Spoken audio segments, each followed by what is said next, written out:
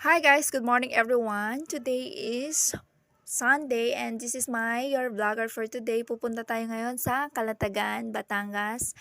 And from 3 a.m. the morning to 6 a.m. nakarating na kami dito sa Calatagan, Batangas. Pupunta nga kami sa other isla.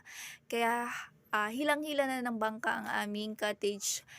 And kita nyo guys, ang ganda ng araw, panahon ngayon. Kitang-kita yung rainbow.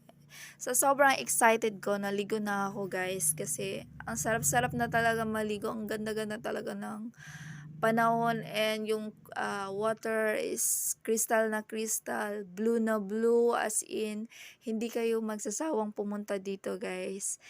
Kita nyo sa sobrang babaw, yan na yung mga starfish, lumulutang-lutang na. Ang ganda talaga dito kasi hindi siya malalim. Pwedeng-pwede kayo magdala dito ng bata.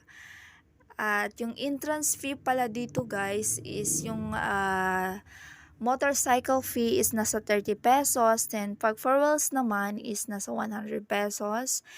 And yung booking nyo, yung booking reservation is 500.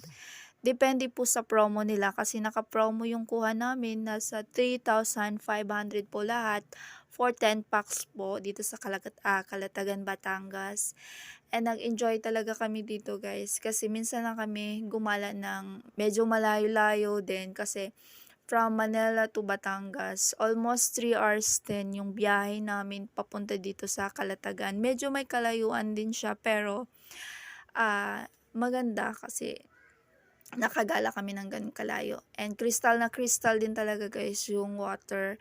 And sabi ko sa friend ko, kuhaan mo nga ako ng picture. Kaso lang, ang kinuha sa akin video, di ba guys, ang ganda.